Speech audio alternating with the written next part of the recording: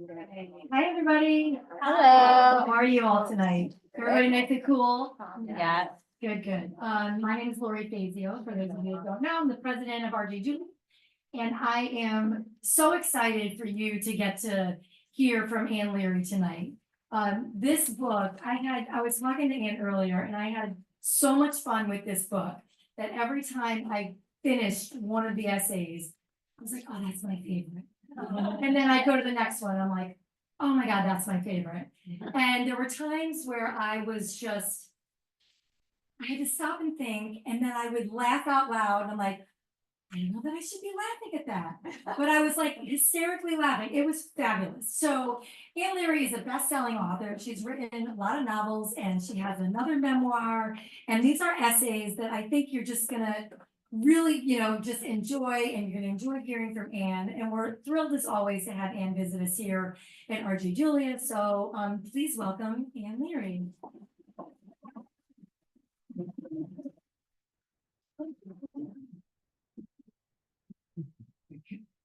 Can you hear? Okay. Yes. Thank you, Lori. Thank you very much. Thank you all for coming. Can you hear?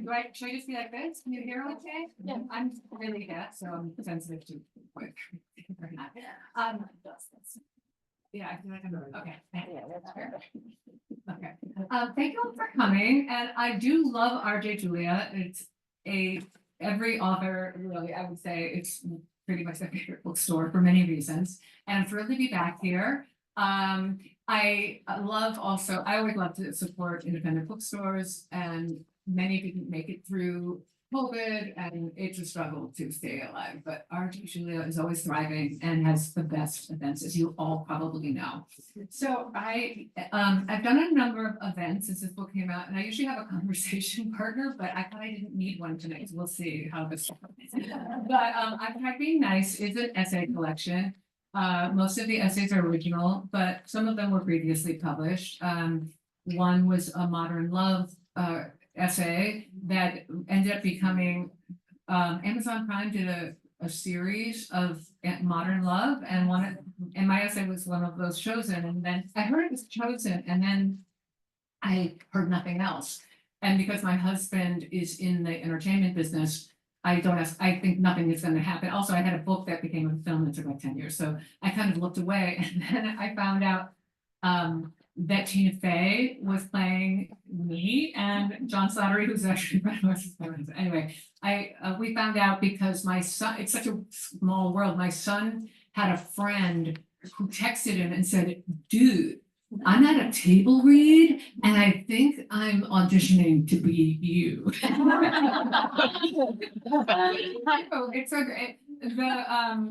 The actual episode really didn't sit that close to the essay. None of them really do. They're written by screenwriters, and it's a modern love essay is like 1,200 words, and it has to have our own. But it was very fun. So that isn't here, but I wrote a longer essay. That essay is actually about how tennis kind of saved my marriage. My husband is Dennis Leary, the actor. We've been together. We met in 1982. We've been together since then. I hate to say how many decades that is, but I'm sure you must think I'm very young. You'd be shocked to learn how long I've been living with my husband. But anyway. So that's one of the essays in here, but the title essay is called "I Tried Being Nice." And there is this theme throughout the collection of becoming a certain age. I'm a lifelong people pleaser. I don't know if anyone can relate. Any women can relate to wanting to ingratiate yourself with everybody at all costs, but I'm like that. I think it's because we moved a lot when I was growing up. Every couple of years we moved to a different town. So there was, you get bullied if you're not like trying to want people to like you.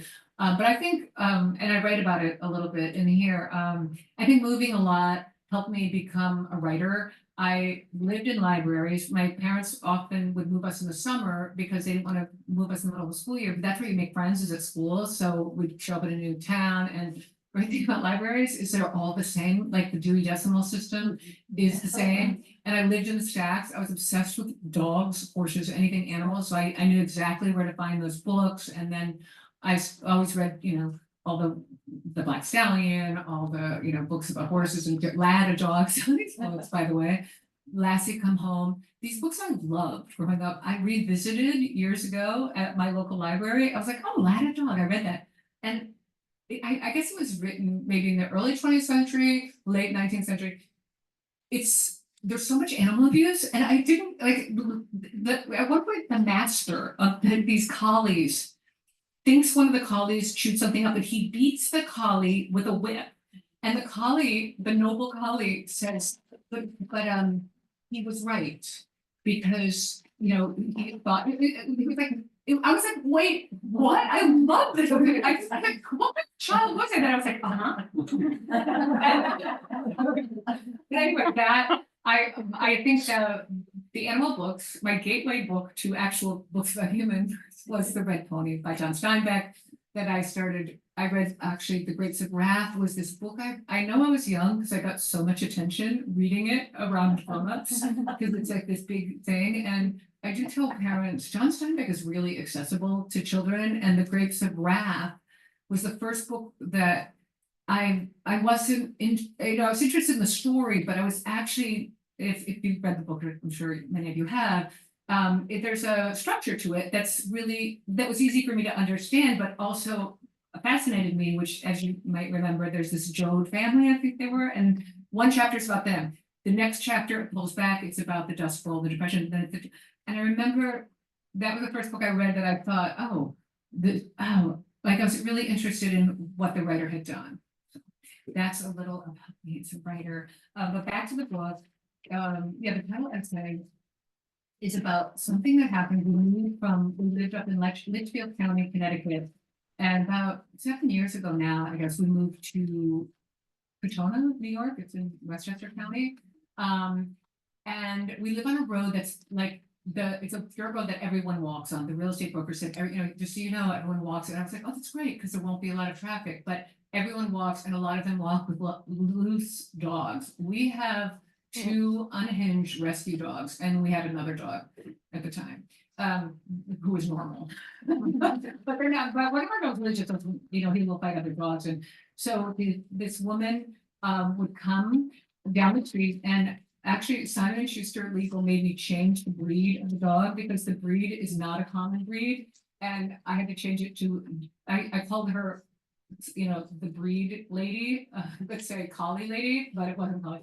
But I had to change it to doodle lady because everyone owns doodles and no one would know it was her. But anyway, she would walk in the street, her dog, her doodle, would go running up into my property and risk getting in a fight with my dogs. That dog isn't that friendly with humans. Anyway, I did what I always do, which is be nice. And the first time I kind of went out and said, oh, hi, one of my dogs isn't very friendly, and it'd be so nice if you didn't let your dog come on our property. And she was like, oh my God, my dogs love other dogs. It's fine.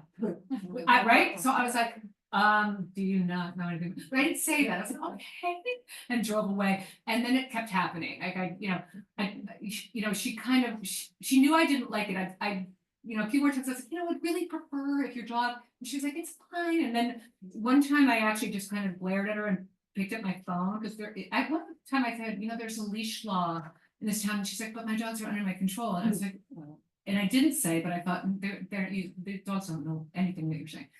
Anyway, one day I had enough. The dog came running up the driveway.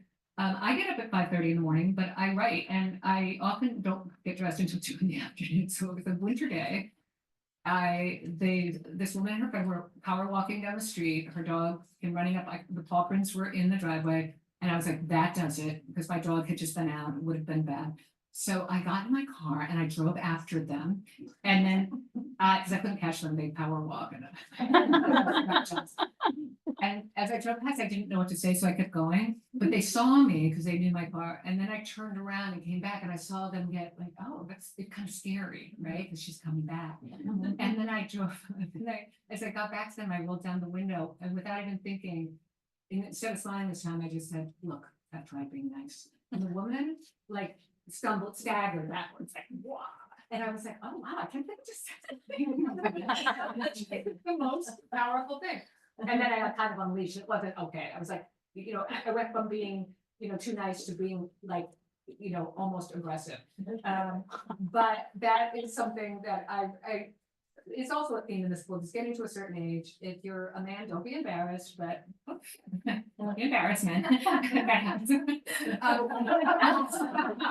Not to anyone here, but no, I had heard when you reach menopause, one of the benefits, probably the only benefit, is that you stop caring so much what other people think. But I thought that would happen gradually. I didn't know, like, one day I'd be apologizing to somebody who spilled their coffee on me, and the next day, like, I'd open the door and I cast my eye on all creation and think, F off. That's what happened to me. So anyway, that's, so that's the title essay. There are other essays I write about being a writer, about being a mother, a wife. I write a little bit about being on the sidelines of fame. When I met my husband, he was a struggling open mic comic in Boston, and he says he always thought he was going to be famous, but I never did. I didn't care. It was like, it was really fun hanging out in comic club.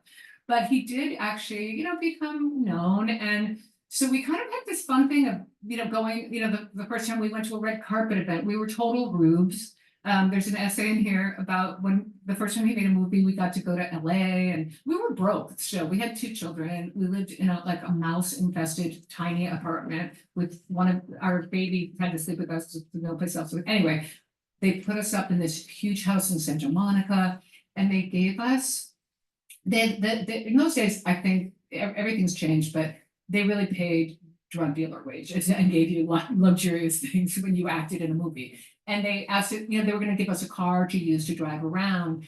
And they said, what kind of car? And my husband said, well, it has to be big because we have 2 car seats, we have 2 babies. And so when we got to LA, the car they gave us to drive around was a Lincoln Town car, a black Lincoln Town car. And I was like, we both were like, oh my God, it's so unbelievable. My husband was like, if my father was only alive, it's here. We didn't know that they're like limousines. We didn't know that you don't drive your own Lincoln Town car. So we went, this is a necessity. We went to our first LA movie premiere, which we were invited to. And as we turned onto that street, there's all these limos and black Lincoln Town cars, and we're driving up and just like, they must have a lot of valets for these cars. And so we finally pull up to the entrance, and this guy jumps off the curb, opens the back door, and there he found, 2 car seats, a bunch of Cheerios, and some diapers, like a box of diapers. And then the guy was like, wait, and then he saw Dennis, are you Dennis Leary? And where's your driver? And we just like, he died. So anyway, yeah, we also we really liked it. We didn't have any choice but to drive it, but we pretended one of the first nights we went out, it was his agent, this famous couple, very famous couple, and they burst out laughing. They're like, that's perfect. That's so hilarious. And they thought it was this ironic thing, and we went with that. We made it seem like, of course it's Lincoln Town. Anyway, I thought I don't usually read when I do book talks because I usually write fiction, and I write very heavily with dialogue, and I'm not an actress. I just find it's hard to read, but I thought I might read a little bit. Is it okay? Yes. All right. I haven't read this, except I did actually do the audiobook. Usually actresses do the novels, but I did this audiobook, and it was really fun. The guy who produced it has a studio in our town, and my husband has done voiceover work there. Everyone, he's done like 2,000 audiobooks. He actually did the audiobook of my novel, The Good House, which actually there was a problem with the audiobook that I mentioned in this book. So he was like, it wasn't my fault. But anyway, he really helped me. I still can't listen to it because I don't love my voice, but he really helped me. He coached me through it. So anyway, I haven't read this though before, so in front of people. So I hope you like it. It's called Batman. I'm not used to reading, but okay. I was watching one of the morning news shows recently, and as they cut away to a commercial, the female anchor said, coming up, the words no mother wants to hear from her child. This interested me because I had already heard the words no mother wants to hear from her child. These words are, Mom, there's a bat on your pajamas. It was early morning when I heard the words. This was years ago when our kids were young and we lived in Connecticut, but I remember it like it was yesterday. I was sitting at our dining room table in my pajamas, talking on the phone and writing something down. Our 9-year-old daughter, Devin, came downstairs. I stood up for some reason, still nattering away, and she said, Mom, Mom, Mom, Mom. I snapped my fingers and frowned. The universal mother sign language for shut your damn trap, I'm on my phone. Mom, Devin said again, her voice rising now. I looked at her, and that's when she said, staring down at my thigh and backing up, Mom, there's a bat on your pajamas. Time stood still then. I was staring at Devin, heart racing, the phone held to my ear. Later, we would puzzle over my eventual response, which was, is it real? For some reason, I was whispering and looking intensely into Devin's eyes when I said this. I couldn't bring myself to look down at my pajamas. Yes, Devin screamed. I had to look down, and there it was, clinging to my threadbare, paper-thin pajama bottoms, a furry, hideously ugly, maniacally grinning brown bat. He gripped my pajamas with claws that came out of, was it possible? Yes, the claws were attached to his disgusting wings. He was leering up at me with his half-human, half-pig face, and the next thing I knew, I was standing at the opposite end of our house, screaming and clinging to Devin, who was also screaming. In our flight through the house, I had somehow managed to brush my demonically cheerful pug-nosed passenger from my pajamas and drop the phone. And Devin and I just stood there clinging to each other, alternately shrieking, laughing, and crying. When we bought that little Connecticut farm, we'd been aware of the area's bat population and were pleased that our property was inhabited by so many of these useful creatures. According to an article in the local paper, a single brown bat can devour between 3,000 and 7,000 mosquitoes in one night. At dusk, Dennis and I used to watch them fly out from under the eaves of our old barn and dart about the sky, and we would gaze up at our little mosquito assassins and smile. In our minds, there was a beautiful symbiosis between the bats and the Learys. We owned the property, but were willing to allow the bats to live on it. In return, they would kill all the mosquitoes so that we could sometimes eat our supper outside.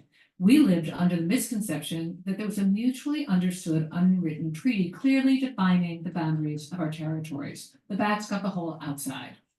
The only place off limits, the bats got the whole outside. The only place off limits to them was the inside of our house.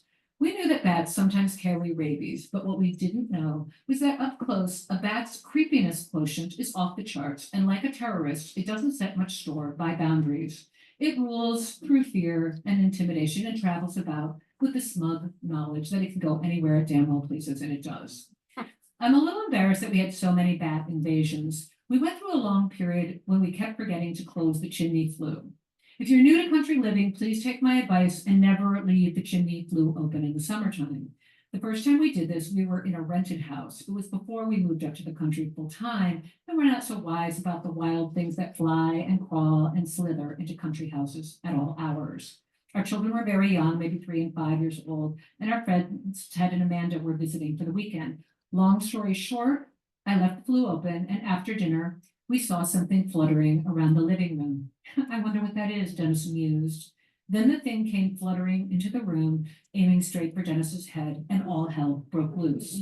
The rapid-fire tragic comic stunt sequence that followed included, but was not limited to, Dennis trampling our children, Dennis using the most foul language imaginable in front of our children, and Dennis nearly knocking the very pregnant Amanda down a flight of stairs. It occurred to me during those frantic moments that until that night, I'd never seen Dennis genuinely afraid. During our years in the city, his courage had certainly been put to the test. There was a night, for example, when I woke up with the spine-chilling suspicion that there was another person in the apartment. I poked Dennis awake and he grabbed a baseball bat and searched each room, tapping the thick of it against his palm. Another time, an agitated homeless crack addict guy approached with violent taunts on the street, and Dennis assuaged him with a cigarette. His bravery was most admirably on display when our building became infested with mice. And he would walk ahead of me into the kitchen while I clung to him, my face buried in his back, whining, "Do you see any? Do you see any?" I had watched Dennis stand up to Harvey Weinstein, outcurse a frenzied cabbie, and once, when a snarling pit bull came barreling toward us in the park, Dennis, who loves dogs, began slapping his thigh, and before I knew it, he and the dog were playfully rolling around in the ground together. What I didn't know then was that every man has something that makes his blood run cold. For Humphrey Bogart and the African Queen, it was leeches. For Dennis, it's bats. Another memorable home invasion occurred when Dennis was, fortunately for him, out of town. My kids were around middle school age then, and one evening we were watching TV when I thought I saw something whiz above my head. Sure enough, it was another bat. Devin, Jack, and I, because my kids, slept from the couch, screaming, and it soared. Well, they don't really soar, they do fighter jet maneuvers, twisting, diving, spiraling, but it did perform a horrifying air show above us. It swooped in Devin's direction at one point, and she did what anyone would do in her position. She literally pulled the rug from under our feet, placed it on her head, then screamed and ran in circles.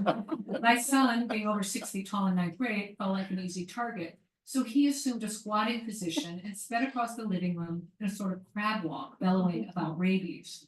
I chose to cling to my son, who even squatting is taller than me, so I felt that he was a human shield. I have strong maternal instincts, but in times like this, it really is every man for himself. Finally, we decided to flee the house, and we sat in my car, huddled together like three terrified, twitching rabbits. We left the door of the house open, hoping the bats would leave rather than send a sonar invite to his friends flying outside. And from the car, we watched the bat put on a show that was clearly meant to shock and awe. First, it swooped back and forth through our living room, our dogs chasing and leaping at it. Then it landed on the floor and staggered around, dragging its disgusting form across our rug with its clawed wings. When it did this, the dogs stopped chasing it and began looking for us, proving that even dogs are horrified by bats when they get a close enough look. Finally, the bat found its way outside the door. Within days, we had a metal cap placed over the chimney. It let smoke out, but didn't allow bats in.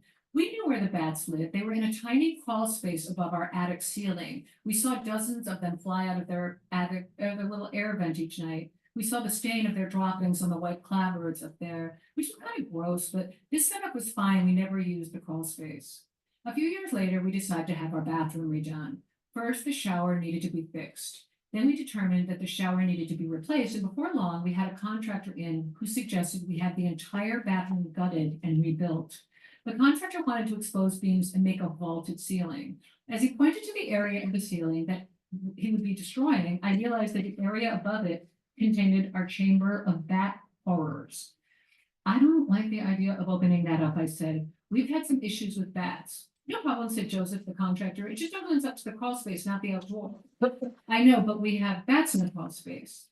I was then treated to a lecture on how bats, even in an enclosed crawl space, can kill your family and topple your house. They carry disease, said Joseph. They had some kind of spore in their guana. Suddenly, Joseph was a zoologist and couldn't say bat shit like everybody else. It was determined that the whole project would be put off until we had the bats removed. I asked around and got the name of the best wildlife removal professional in our area. Dennis and I could never remember his name, so we referred to him as Batman. It was early spring when we called Batman. He came out and informed us, is that my fault? No. He came out and informed us that in addition to the attic crawl space, we had bats under all our eaves and behind many loose shingles. He wanted to get rid of the bats immediately by placing a loose net over our entire house. This way, the bats could fly out, but not in. But it had to be done right away. The bats would be having babies in a few weeks. If Batman sealed them from the house after the babies were born, the mothers wouldn't be able to return to them and the babies would die. He started to explain what a stinky situation that would be, but he had already lost me with the words mother and dead babies. Are the mothers pregnant now? I asked Batman. Yes, he said, so you really need to get them out before they have the babies. But where will they go? What if they can't find another unoccupied attic in time? I said, because even pig-faced flying rodents become precious to me when I'm forced to consider their babies. My attic was in fact a bat nursery, and I had to think of the mothers all plump and expectant, all warm and safe, hanging by their toes from the ceiling. No, I decided that bats must be allowed to remain in the attic until after the babies were born and able to fly. Then Batman could put his net over the house. Well, spring came and went, and Batman became very busy. But we decided there was no rush. The bathroom was going to cost a small fortune. The shower wasn't so bad. We'd wait until the fall when the bats flew south for the winter. Life would be saner then. Jack would be heading off to college and I'd have more time to focus on it all. We passed the summer watching the bats soaring and dipping over the fields each evening, and I must admit that I began to feel a sense of proud ownership toward them. These bats have all been born and bred in my own house, and they were a fine-looking bunch. These Leary bats are special, I told myself. Then I screamed and shuddered and ran into the house when one swooped a little too close to my head. Toward the end of the summer, we got another call from Batman. If we wanted the bats out by winter, now was the time. They would be hibernating soon. I had thought bats were migratory, but for some reason, and when I heard that they hibernate, visions of sleeping bear cubs came to my mind. Visions of warm, cuddly, sleeping mammals. Where will they go? I asked. Someplace else, Batman cried. The man's job is to get rid of bats, and he was losing his patience with me. I was having a hard time letting go. They weren't just any bats now, they were our bats. I imagined our bat families returning from an evening of mosquito binging, only to find their beloved home impenetrable. I imagined them flying from house to house, knocking on eaves and loose clapboards, only to be driven off by the territorial wing residents already there. And bats hate those bat houses. We had them all over our property, the one place where bats won't roost. I imagined them huddled in a tree, the mother's frozen wing wrapped around her young, the father wringing his ghastly claws in despair, and the little ones squeaking, "Why can't we go back in the warm home?"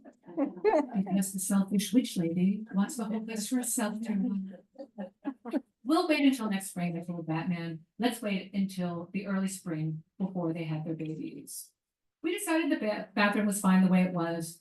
The bat's free lease of our crawl space was extended for the time being. We put off some other home repairs, either because of the expense, the wildlife, or the chaos that the remodeling stage would create in our lives. We'll wait until Jack's gone up to school, we said, about a section of our roof that needed new shingles. The roof problem is above his room. What if the roof repairs cause a leak? As Jack prepared to leave the nest, we sighed and said, let's wait until Devin goes to college. That's only 2 more years.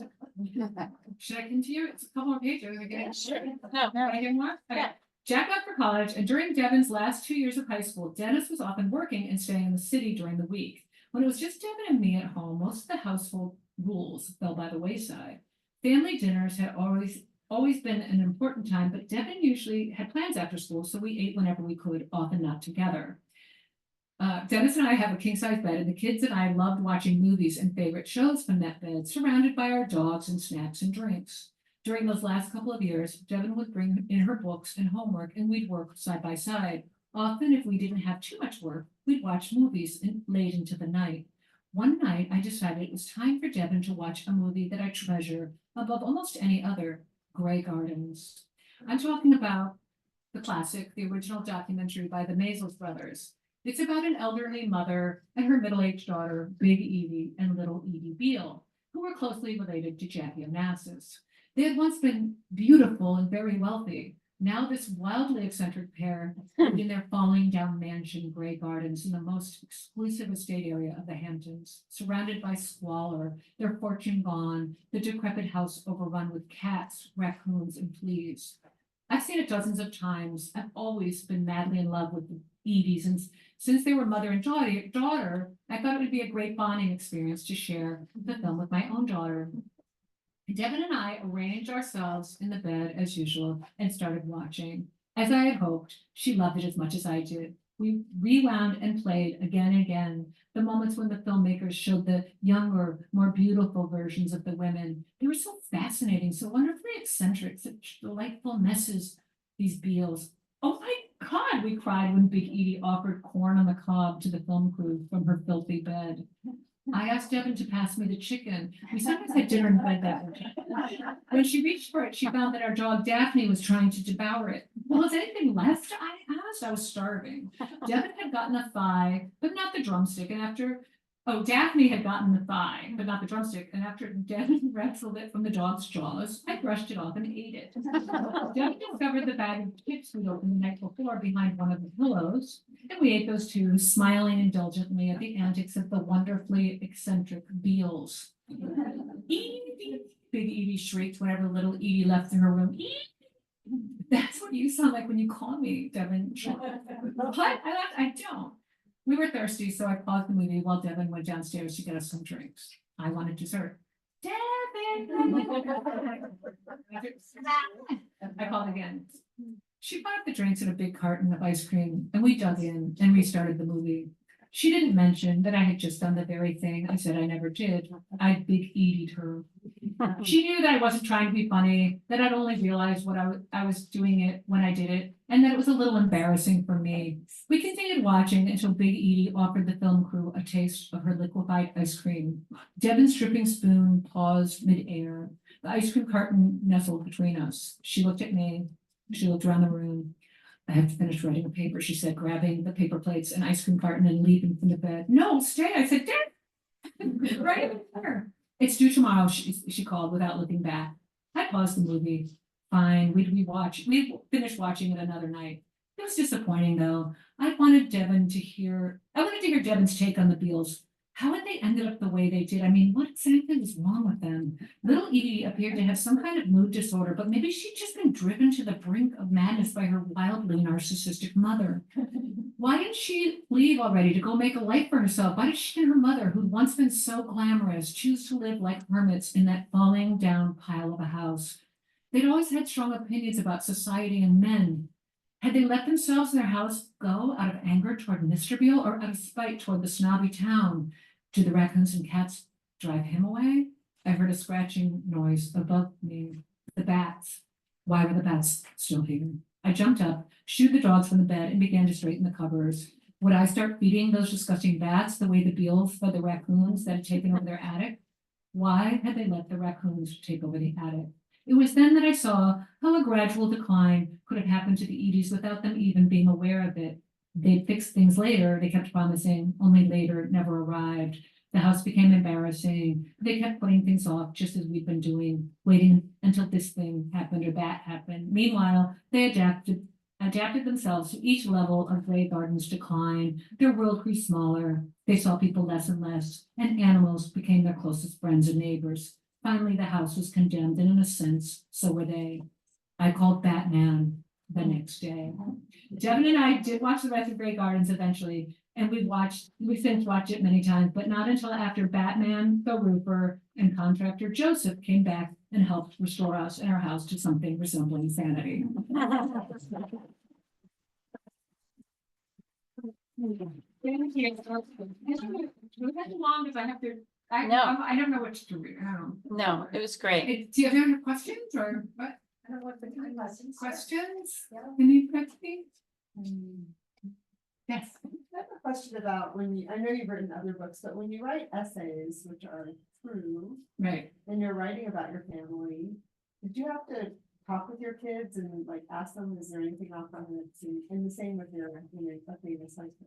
Yes, definitely. So, a few of these, I wrote one about when we became empty nesters, that it was in Real Simple. A few of these were previously published, but the one that was the Modern Love essay was really about my husband and I, like, we almost got a divorce. We just went through this rough patch in our marriage, and then we went to marriage counseling and it got better. We're very, very happily married today, but it was, I can only really write about things like that with some time, because it's like, some people said, like, tragedy plus time equals comedy, but it's like, when you're in it, it's not, you can't see it straight. But years later, I decided to write about it, and Dan Jones, who's the editor of the Modern Love column in the New York Times, said what he loved about this essay was that most people don't write. A lot of marriages, long-lasting marriages, go through hard times, and most people don't write about that, because if you work through it, you don't really kind of want to revisit it. And so anyway, so when I wrote it, of course I had Dennis read it, and then when we were seeing this marriage counselor, he had said, I was like, I just hope the kids don't know, and he was like, well, kids know everything, they know. Well, our kids didn't know, so they were in college, and I So I said, this is gonna be in the Times on Sunday, right? And you guys, but you wanna read it? And they both called me, they're like, what? Wait, what? What are you talking about? My daughter was like, I always felt like I could never have a boyfriend I would love as much as you love. And I was like, oh my God, what have you done? I've never written a thing. You would call it. But so yes, I do have family members. I write a little bit about my mother, and I had to change some things because my mom, didn't remember things the way I did, and so if I could write about someone in my family, I would have a blockbuster bestseller. But some people like privacy. I don't get it, but they don't like to be written about. And then the other thing is that I've never had so Simon Schuster legal department kept emailing me and asking, is this, they had me change the dog breed, which was smart because it turns out everyone in my town knows this person with this other dog breed. But also, making sure that everyone's names were changed that weren't in the family. So, what was the question? Was it what? Oh, is it hard to write about people? Did have your kids said some things are off limits or? I mean, things are off limits for sure. I kind of have a sense of things that they wouldn't want me to write about, but I did say to them, they saw an early draft, and I was like, I'll change anything, but I barely mentioned them. I know. I mean, I don't know how people do. First of all, I have different thoughts about it. I grew up. My mother read Irma Bombeck to us every morning at breakfast. We were dying laughing. And she did nothing but make fun of her kids. And as a kid, I thought it was hilarious. But I also know, I remember when I was a kid, if my mother was on the phone with a friend and she was like, oh, Ann did the funniest thing, I would be done, Mom, right? So I feel like, it's not really everything. I wish everything was copy as Nora, but everything isn't really. If you want people to still come home for Christmas.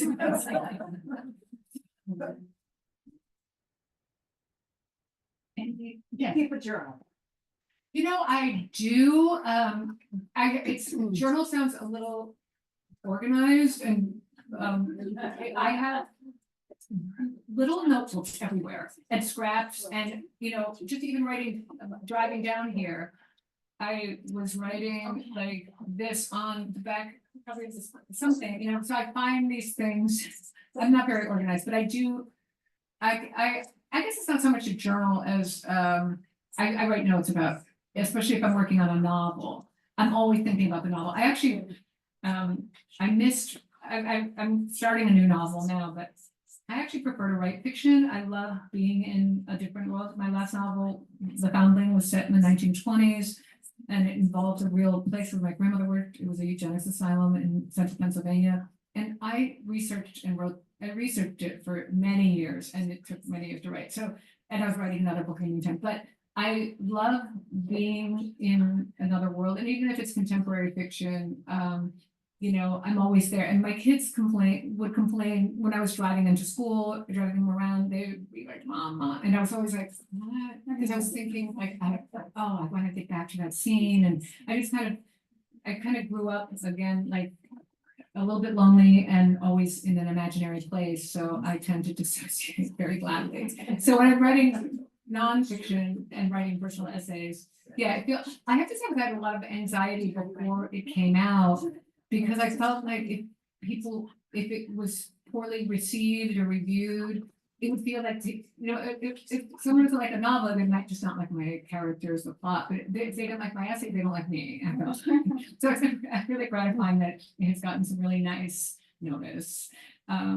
So that's been nice. But yeah, it's a very angsty, but I get the question, it's like, how do you expose yourself? But I don't. Like, what I write about is what I choose to share. I don't share things that would make you not think very highly of me. Yes. So I have a couple questions. So it's nice that you're here. Thank you. Oh, thank you. I live in the northwest corner of Washington Bantam. So my son played hockey, and he was thrilled when your husband called him as what do they call the men's league. He went to your house and played hockey in your rink. I think it was Roxbury or Washington, wherever you were. Yeah.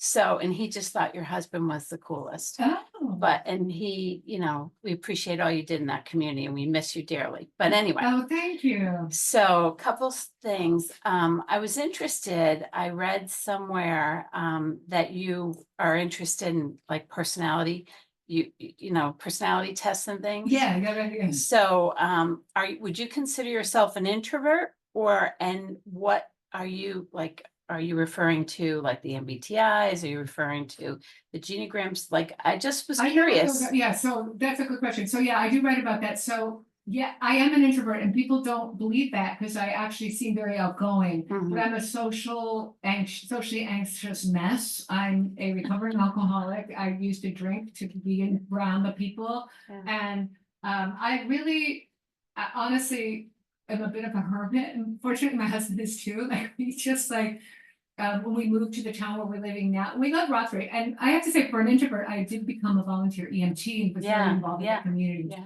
I always tell people, if you move to a new town and you want to meet the best people, you know, volunteer for the fire department, or you don't have to become an EMT, but you can volunteer because they are the funniest, like the best people in the town. They know everything. They know everybody. I love that. I love that community. My kids loved growing up there. But yeah, so I write about how, you know, I've actually, you know, availed myself of real life psychiatrists and psychologists who have degrees.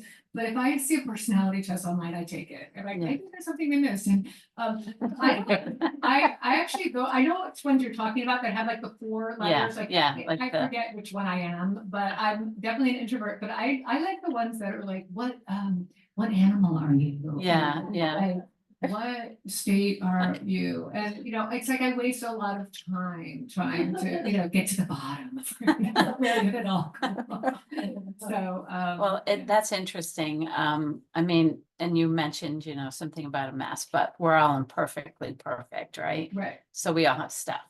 But anyway, the other thing I want to comment on is the bat situation. So yes, I'm very familiar with the bat situation in our area. And you'll have to share this story with your husband. But so the way my husband got rid of our bat was our son Chase was young and he was in the crib upstairs and we were worried, you know, we saw this bat. We were renting a house at Woodridge Lake while we were building our house in Litchfield. And so this bat, everything you described and the flurry and the like, you just become a different person, Right. you know? So, and my husband became a different person. So he took a plunger, you know, and he took, because he played hockey too, a hockey stick, Right. and he contracted like a MacGyver, the plunger to the hockey stick, Interesting. took the hockey stick, because it's long, with the plunger, got the bat and just slid it down the wall out the window. Oh my God, that's Is that great. like, genius? I mean, it was just amazing. Tennis, but I took up tennis late in life, and there's quite a bit about tennis in this book, but I hadn't started playing tennis when the bats were at their worst. But I remember calling a neighbor and they're like, well, get a tennis racket. And I said, we don't have a tennis racket. And he was like, what? Like, that's the universal bat removal thing. You gotta go on gotta- hammer, get a cheap one. You gotta get a tennis racket. Yeah, so anyway, but thank you, and I Thank enjoy you. reading your books very much, and I missed you at the Hickory Bookstore. Yeah, I was, there. yeah, unable to attend, yeah. Yeah. Yes. I read the Good House and enjoyed it Oh, thank you. immensely. I've not seen the television movie. Uh-huh. I'm wondering if you were involved in the production of that and if you're happy with it Well, and how true it is to the book.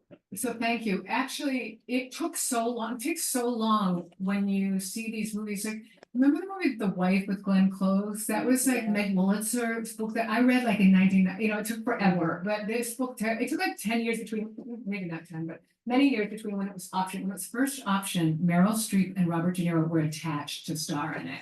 And then it went through like these series of screenwriters and the script wasn't right. And then the windows of them working. It ended up being Sigourney Weaver and Kevin Kline. And I did really like it. They were wonderful. It was Tribeca Films and Film Nation that produced it. And they shot it in Nova Scotia, in a town that looked so much like the North Shore. They really got it right. I went up, they had me come up to the set and visit.